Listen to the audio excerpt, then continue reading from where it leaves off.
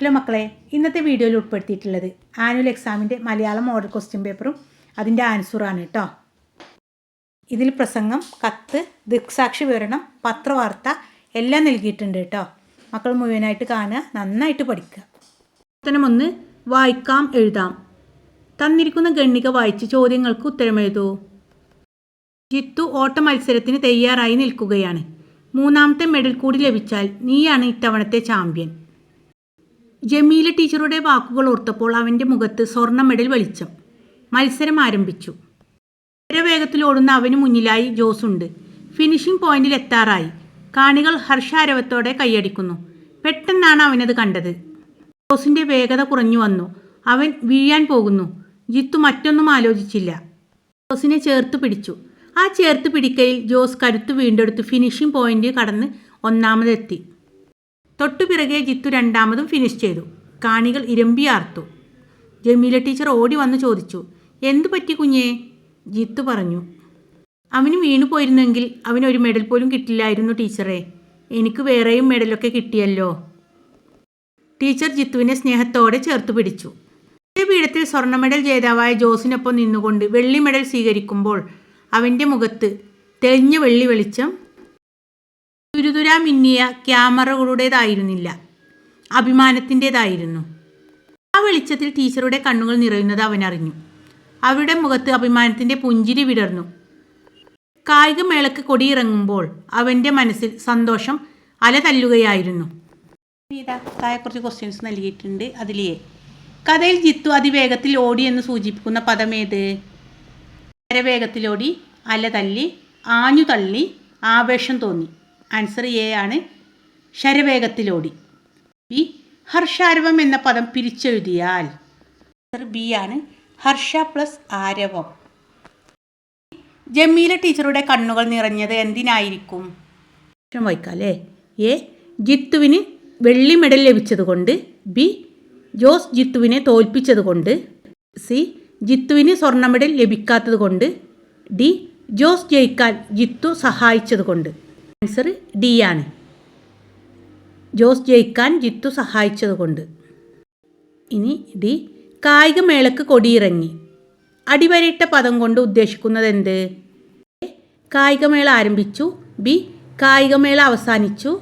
C, കായികമേള മാറ്റിവെച്ചു. D, കായികമേളക്ക് കൊടി കെട്ടി. ആൻസർ ബി ആണ്, കായികമേള അവസാനിച്ചു.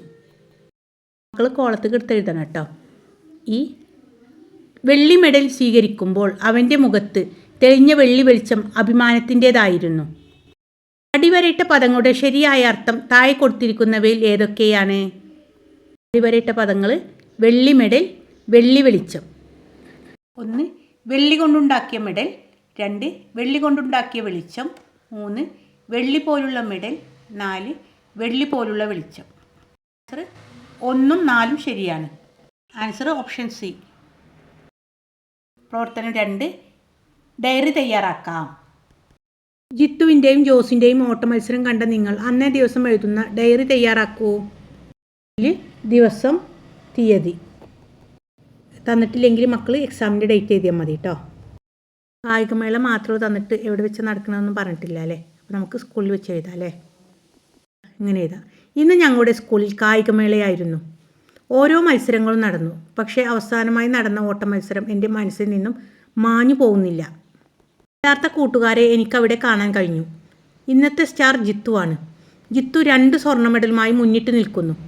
3ാമത്തെ സ്വർണ്ണ മെഡൽ ലഭിച്ചാൽ ഈ വർഷത്തെ കായികമേളയുടെ ചാമ്പ്യൻ ജിത്തു ആയിരിക്കും. ഇനി അടുത്ത പാരഗ്രാഫ്. ഓട്ട മത്സരം തുടങ്ങി. ജിത്തു 3ാമത്തെ മെഡൽ ലക്ഷ്യമാക്കി ശരവേഗത്തിൽ ഓടുകയാണ്. അവൻ്റെ തൊട്ടു മുമ്പിൽ ജോസുണ്ട്. ഞങ്ങളെല്ലാവരും ഹർഷാരവത്തോടെ കൈയടിച്ചു. ഫിനിഷിംഗ് പോയിന്റിൽ എത്താനായപ്പോൾ ജോസിൻ്റെ വേഗത കുറഞ്ഞ് വീഴുന്നത് പോലെ തോന്നി. പെട്ടെന്ന് ജിത്തു അവനെ ചേർത്ത് പിടിക്കുന്നത് കണ്ടു. അങ്ങനെ ജോസ് 1ാമതെത്തി, ജിത്തു 2ാമതും. ഞങ്ങളെല്ലാവരും ആർത്തി വിളിച്ചു കൈയടിച്ചു. ടീച്ചർ ഓടിച്ചെന്ന് എന്തു പറ്റിയെന്ന് ജിത്തുവിനോട് ചോദിച്ചു. അവൻ വീഴാൻ പോയപ്പോൾ ഞാൻ പിടിച്ചു ടീച്ചറെ. അവൻ വീണു പോയിരുന്നുവെങ്കിൽ ഒരു മെഡൽ പോലും കിട്ടില്ലായിരുന്നു. എനിക്ക് വേറെ മെഡലുകളൊക്കെ കിട്ടിയല്ലോ, ജിത്തു മറുപടി പറഞ്ഞു. അത് കേട്ട് ടീച്ചർ അവനെ ചേർത്ത് പിടിക്കുന്നത് കണ്ടു. അവൻ്റെ മറുപടി ഇപ്പോഴും എൻ്റെ കാതുകളിൽ മുഴങ്ങുന്നത് പോലെ തോന്നി. ഇതാണ് യഥാർത്ഥ സൗഹൃദം. പ്രവർത്തനം 3 ചിഹ്നം ചേർക്കാം. ചക്ക, മാങ്ങ, പപ്പായ തുടങ്ങിയ നാടൻ പഴങ്ങളുടെ ഗുണങ്ങളെക്കുറിച്ച് ടീച്ചർ ക്ലാസ് എടുത്തത് ഓർത്തു നിൽക്കുകയായിരുന്നു അപ്പു. എന്തു നല്ല മാമ്പഴം, നിനക്ക് വേണോ? റാഫിയുടെ ചോദ്യം അവനെ ചിന്തയിൽ നിന്നുണർത്തി. മുകളിൽ നൽകിയ വാക്യങ്ങളിൽ ഉചിതമായ ചിഹ്നം ചേർത്തെഴുതൂ. ചക്ക, മാങ്ങ, പപ്പായ തുടങ്ങിയ നാടൻ പഴങ്ങളുടെ ഗുണങ്ങളെക്കുറിച്ച് ടീച്ചർ ക്ലാസ് എടുത്തത് ഓർത്തു നിൽക്കുകയായിരുന്നു അപ്പു. ഫുൾ സ്റ്റോപ്പ് വേണം. ഇത് നല്ല മാമ്പഴം, അവിടെ ആശ്ചര്യചിഹ്നം. നിനക്ക് വേണോ? അവിടെ ചോദ്യചിഹ്നം. റാഫി ചോദിക്കുകയാണല്ലോ, അപ്പോൾ നമ്മൾ ഒരാൾ പറയുന്നതിന് ഇതുപോലെ കൊട്ടേഷൻ മാർക്ക് അല്ലെങ്കിൽ ഉദ്ധരണി വേണം. റാഫിയുടെ ചോദ്യം അവനെ ചിന്തയിൽ നിന്നുണർത്തി. Full stop. അടുത്ത പ്രവർത്തനം 4. 4ൽ എ, 4 ബി എന്നിങ്ങനെ 2 പ്രവർത്തനങ്ങളുണ്ട്. ഏതെങ്കിലും ഒന്നിന് ഉത്തരം എഴുതിയാൽ മതി. അത് തയ്യാറാക്കാം. കുഞ്ഞുണ്ണിയുടെ മീൻ കുഞ്ഞുങ്ങൾ എന്ന കഥയിലെ ചിണ്ടൻ തൻ്റെ ചിന്നു തത്തയെ കൂട് തുറന്നു പറത്തിവിട്ടത് വായിച്ചില്ലേ? അങ്ങനെ സ്വതന്ത്രമായ ആകാശം തിരിച്ചു കിട്ടിയ ചിന്നു തത്ത കാട്ടിലെ തൻ്റെ കൂട്ടുകാരുടെ അടുത്തെത്തി. അവൾ സന്തോഷസൂചകമായി ചിണ്ടന് കത്തെഴുതി. എങ്ങനെയായിരിക്കും ആ കത്ത് എഴുതിയിട്ടുണ്ടാവുക? എഴുതി നോക്കൂ. അതിൽ സ്ഥലം എഴുതണം, ഡേറ്റ്, കത്തെഴുതുന്ന ഡേറ്റ് വേണം. ആനനച്ചോല 11/3/2026. പ്രിയപ്പെട്ട ചിണ്ടന്, എന്തൊക്കെയുണ്ട് നിൻ്റെ വിശേഷങ്ങൾ? നിനക്കും അവിടെയുള്ള എല്ലാവർക്കും സുഖം തന്നെയല്ലേ? നിന്നോട് നന്ദി പറയാനാണ് ഞാൻ ഈ കത്തെഴുതുന്നത്. എനിക്കിവിടെ സുഖമാണ്. തുറന്നു വിട്ടതിന് ശേഷം ഞാൻ എൻ്റെ നാട്ടിലേക്ക് തിരിച്ചു വന്നു.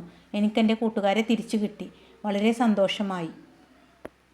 2 പാരഗ്രാഫ് ആക്കിയിട്ട് വേണം കേട്ടോ എഴുതാൻ. ഇനി ചിണ്ടൻ്റെ വിശേഷങ്ങളൊക്കെ ചോദിക്കുക. കുമ്മാട്ടി അപ്പൂപ്പൻ ഇപ്പോൾ വരാറുണ്ടോ? അതൊക്കെ ചോദിക്കാമല്ലേ?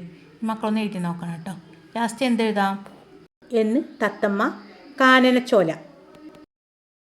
4ൽ ബി ദൃക്സാക്ഷി വിവരണം തയ്യാറാക്കാം. ക്രിക്കറ്റ്, കബഡി, ഫുട്ബോൾ, വോളിബോൾ, പടംവലി തുടങ്ങിയ നിരവധി കളികൾ നിങ്ങൾക്ക് പരിചിതമാണല്ലോ. നിങ്ങൾക്ക് ഇഷ്ടപ്പെട്ട ഏതെങ്കിലും ഒരു കളി കണ്ടുകൊണ്ടിരിക്കുമ്പോൾ കളിയിലെ ചലനങ്ങളും ആവേശകരമായ നിമിഷങ്ങളും ഉൾപ്പെടുത്തി മറ്റുള്ളവർക്ക് കൂടി കളി അനുഭവവേദ്യമാകുന്ന തരത്തിൽ ഒരു ദൃക്സാക്ഷി വിവരണം തയ്യാറാക്കൂ. വടംവലി. കൂട്ടുകാരെ, അടുത്തതായി ഈ ഗ്രൗണ്ടിൽ നടക്കുന്നത് വടംവലി മത്സരമാണ്. അതാ ഇരു ടീമുകളും വടത്തിൻ്റെ ഇരുവശത്തിനായി നിലയുറപ്പിച്ചു കഴിഞ്ഞു.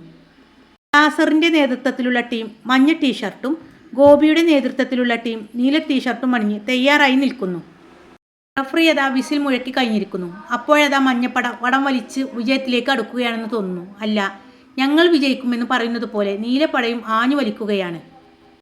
അല്ല, ഞങ്ങൾ വിജയിക്കും, മഞ്ഞപ്പടയും വലിമുറുക്കുകയാണ്. ആരു ജയിക്കും, ആരു തോൽക്കും? അതാ ജയവും തോൽവിയും ആർക്കാണെന്ന് ഇപ്പോൾ കാണാം. ഇതുപോലെ മക്കൾക്ക് ഇഷ്ടമുള്ളത് ഇതാട്ടോ. പ്രവർത്തനം 5ൽ 5A, 5B എന്നിങ്ങനെ 2 പ്രവർത്തനങ്ങളുണ്ട്. ഏതെങ്കിലും ഒന്നിന് ഉത്തരം എഴുതിയാൽ മതി. 5A പ്രസംഗം തയ്യാറാക്കാം. പല മതക്കാരും പല ജാതിക്കാരും പല നിറക്കാരും പല തരക്കാരും പല ദേശക്കാരും പല ഭാഷക്കാരും പലരുമുണ്ടെങ്കിലും മനുഷ്യരാണ് നാം. ശ്രീ PT അബ്ദുറഹിമാൻ്റെ ഒറ്റപ്പൂങ്കാവിൽ എന്ന കവിതയിലെ ആശയം ഉൾക്കൊണ്ടുകൊണ്ട് റിപ്പബ്ലിക് ദിനത്തിൽ അവതരിപ്പിക്കാനുള്ള പ്രസംഗം തയ്യാറാക്കൂ. പ്രിയപ്പെട്ട കൂട്ടുകാരെ, അധ്യാപകരെ, രക്ഷിതാക്കളെ, നമസ്കാരം. ഇന്ന് റിപ്പബ്ലിക് ദിനം.